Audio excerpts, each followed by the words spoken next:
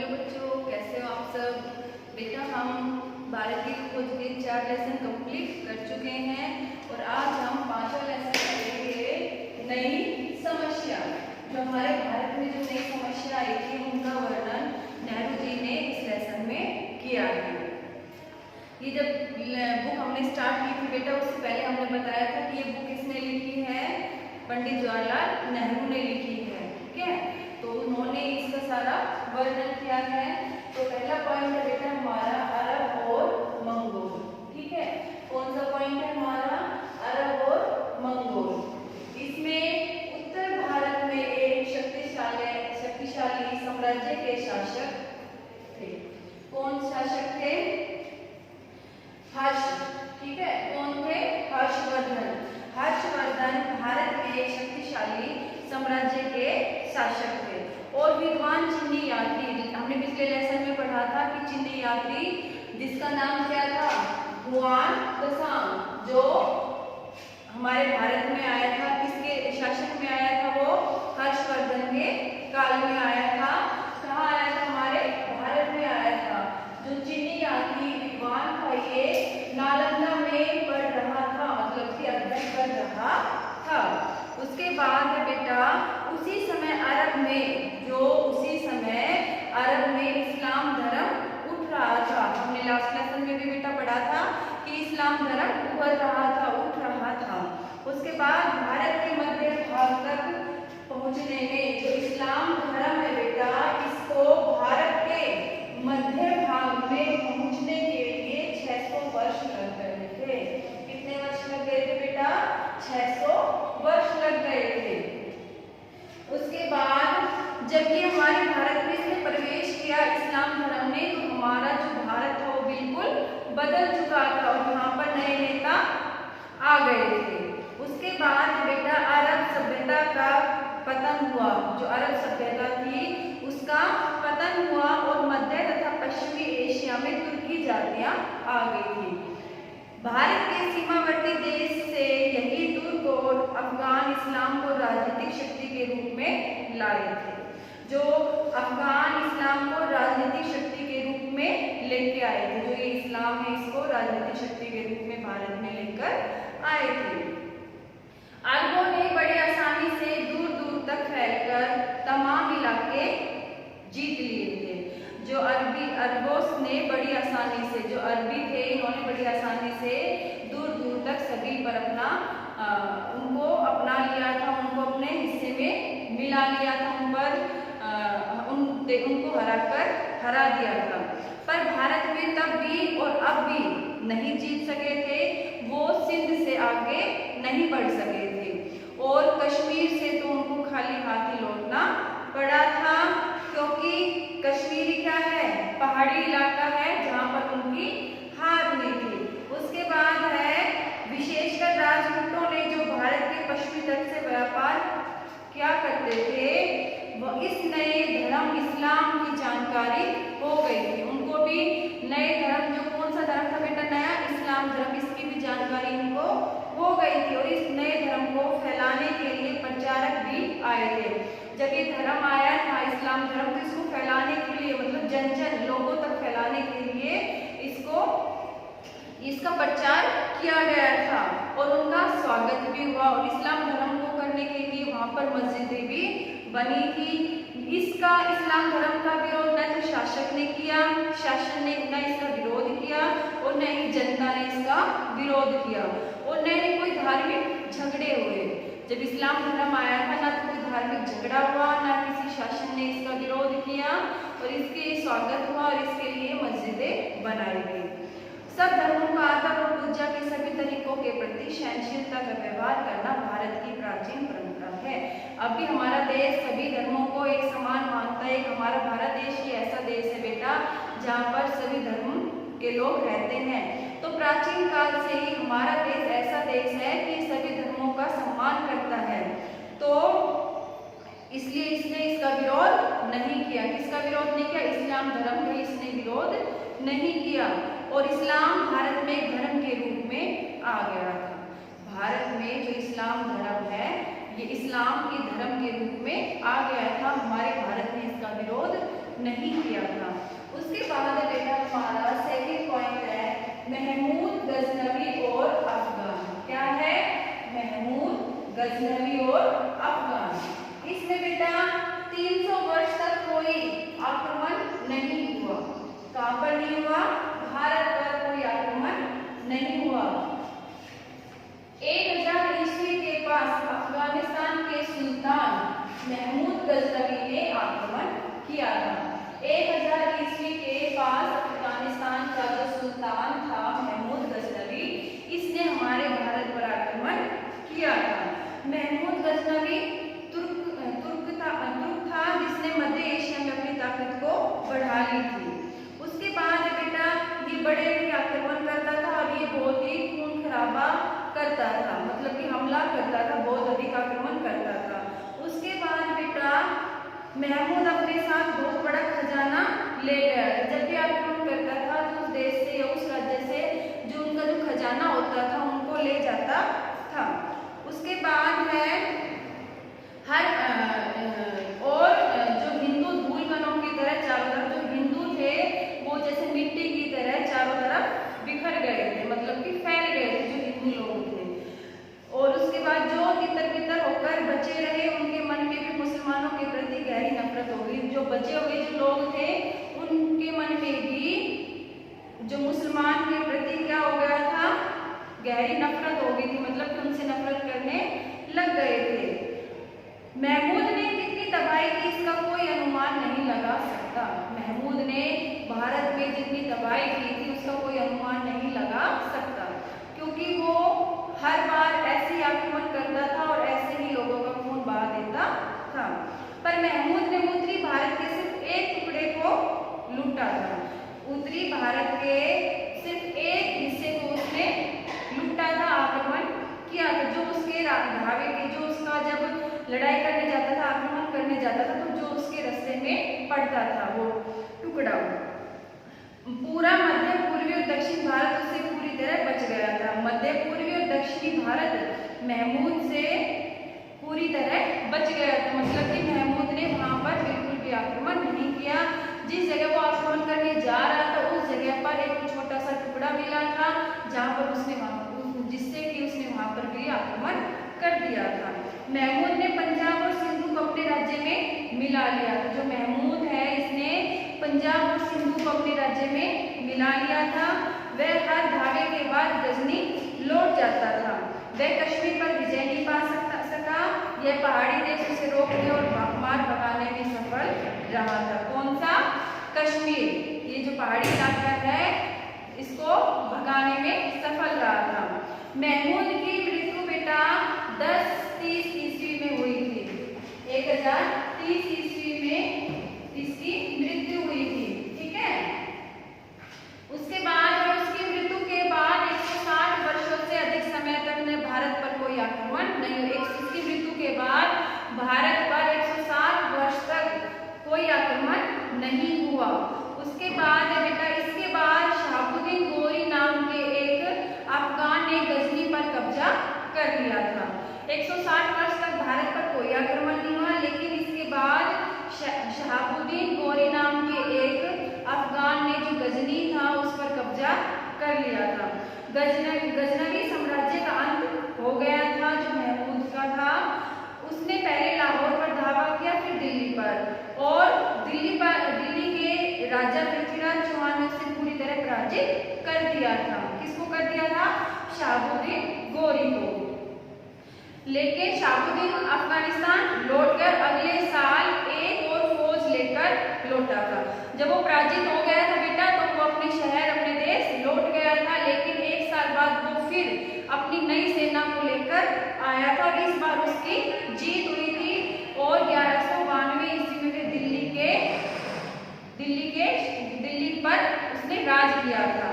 उसके बाद बेटा दिल्ली की तबाही के बाद उत्तरी भारत कमजोर पड़कर टुकड़ों में बट गया था। दिल्ली की तबाही के बाद उत्तरी भारत कमजोर पड़कर टुकड़ों में बट गया। टुकड़े मतलब हिस्से में बट गया था।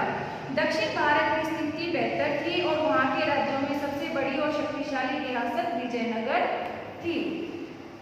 उसके बाद बेटा हमारा थर्ड पॉइंट समन्वय और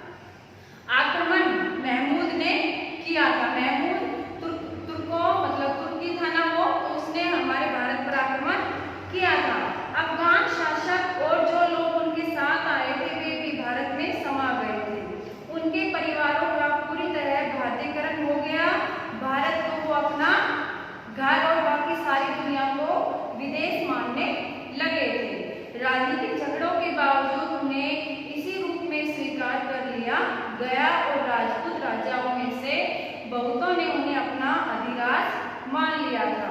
पर कुछ ऐसे राजपूत सरदार थे जिन्होंने उनकी अधीनता अस्वीकार कर दी थी।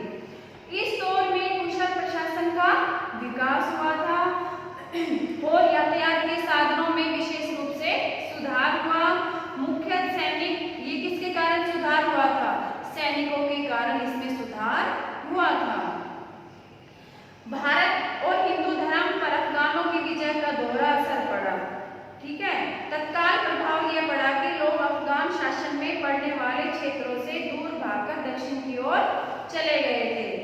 भारत भागकर, जो लोग थे वो भागकर दक्षिण की ओर चले गए थे और जो बचे रहे उन्होंने विदेशी तौर तरीके और प्रभाव से अपने आप को बचाने के लिए वर्ण व्यवस्था को और कठोर बना लिया था।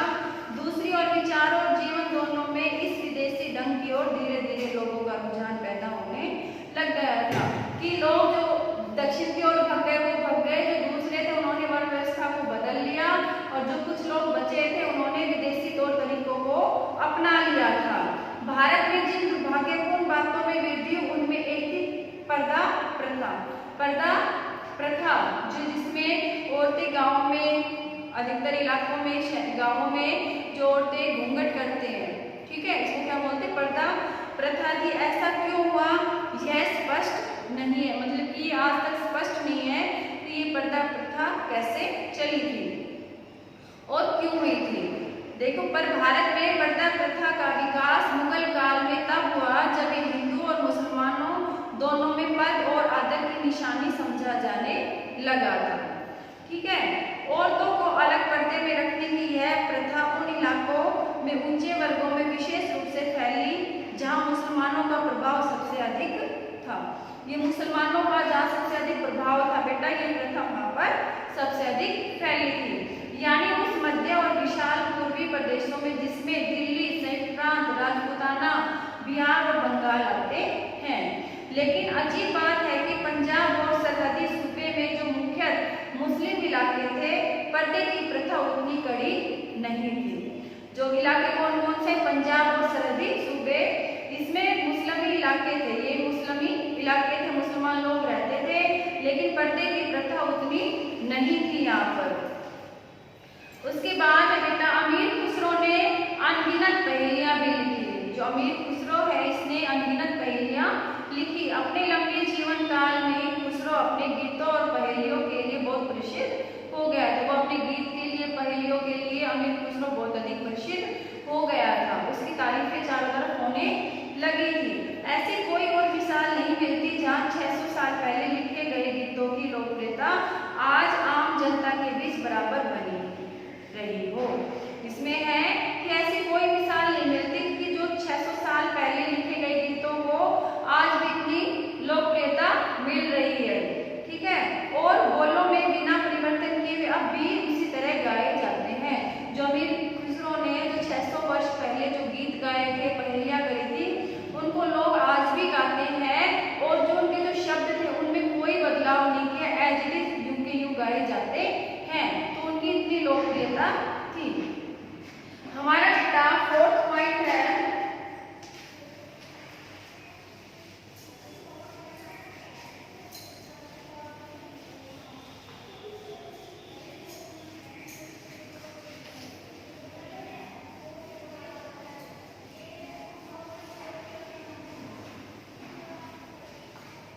हमारा 4th पॉइंट है बेटा बाबर और अकबर।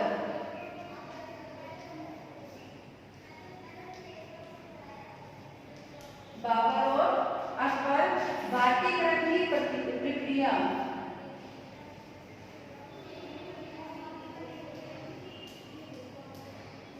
भारतीकरण की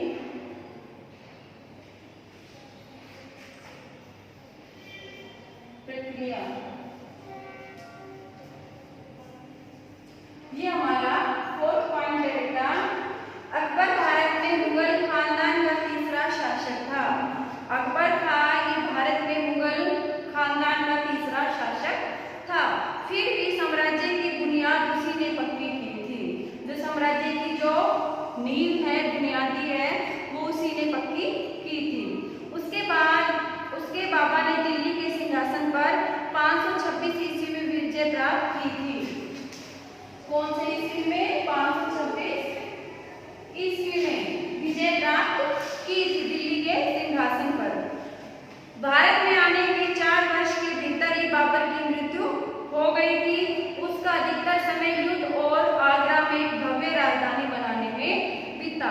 बाबर था इसकी मृत्यु 4 वर्ष के अंदर ही हो गई थी बेटा। उसका जो समय बीतता था, क्या तो वो युद्ध में बीतता था, लड़ाई में, या फिर आगरा में एक भव्य राजधानी बनाने, वो एक भव्य राजधानी बना रहा था, उसमें उसका समय बीतता था। बाबर का व्यक्तित्व आकर्षक है, वह नई जागृति का शहजादा है, बहादुरी और साहसी जो कला और साहित्य तथा अच्छे रहन सहन का शौकीन है। कौन है बेटा? बाबर। उसका पौत्र अकबर उससे भी अधिक आकर्षक और गुणवान है। पौत्र मतलब उसके बेटे का पुत्र। और वो कौन है? उसके बेटे का पुत्र, उसका जो बेटे का पुत्र कौन है? अकबर। वो उससे भी अधिक आकर्षक और गुणवान है। वह बहादुर है, योग्य सेनानायक है और इसके अलावा विनम्र और दयालु है, आदर्शवादी है। साथ ही वह लोगों का एक ऐसा नेता है जो अपने अनुयायियों में तीव्र स्वामी भक्ति उत्पन्न कर सके। ठीक है, इसका मतलब है कि वह लोगों का ऐसा नेता है जो अपने अनुयायी, जो उसके नीचे काम करते हैं, जो उसकी प्रजा है, उसके अंदर उसमें मतलब कि ऐसी भावना, लोगों में ऐसी भावना बना सकता है कि वो जो उनका जो नेता है उसके प्रति उनका स्वामी भक्ति, मतलब उसके प्रति वो उसकी इज्जत करे, उसका सम्मान करे, उसकी प्रति वफादार रहे। लोगों के दिल और दिमाग पर विजय हासिल करना चाहता था। जो अकबर था ये लोगों के दिल और दिमाग पर विजय हासिल करना चाहता था। अखंड भारत का पुराना सपना उसमें फिर आकार लेने लगा। ऐसा भारत जो केवल राजनीति दृष्टि से एक राज्य न हो, बल्कि जिसकी जनता परस्पर सहज संबद्ध हो। 1526 ईस्वी से आरंभ होने वाले अपने लंबे शासन के लगभग 50 वर्ष के दौरान वह बराबर इसी लक्ष्य की पूर्ति के लिए कोशिश करता रहा। ठीक है, 526 ईस्वी से आरंभ होने लगा कि वो किस पर, उसका क्या सपना था कि अखंड भारत का पूरा सपना उसे साकार करे। उसके बाद 1556 ईस्वी से इसमें लग गया था। उसके बाद बहुत से स्वाभिमानी राजपूत सरदारों को उसने अपनी ओर मिला लिया। उसने एक राजपूत राजकुमारी से शादी की थी। जो अकबर था इसने एक राजपूत राजकुमारी थी, उससे शादी की थी। उसका बेटा था जहांगीर। इस तरह आधा मुगल और आधा हिंदू राजपूत था। राजपूत कैसे था बेटा? क्योंकि उसने राजपूत राजकुमारी से विवाह किया था। जहांगीर का भी बेटा शाहजहां भी राजपूत माँ का बेटा था। जहांगीर ने भी एक राजपूत लड़की से विवाह किया था और जहांगीर का बेटा था शाहजहां, जो राजपूत माता का बेटा था। इसलिए यह तुर्क मंगोल वंश, तुर्क या मंगोल होने की अपेक्षा कहीं अधिक भारतीय था। ये आज के लिए बेटा इतना ही। हमारे 4 पॉइंट कंप्लीट हो गए हैं। नेक्स्ट वीडियो में इससे आगे करेंगे। ये लेसन बेटा भारत की खोज के सभी लेसन बहुत बड़े बड़े हैं, एक वीडियो में कंप्लीट नहीं होंगे। नेक्स्ट वीडियो में इससे आगे बढ़ेंगे। इसमें से अगर कुछ समझ में नहीं आए तो पूछ सकते हो। Thank you.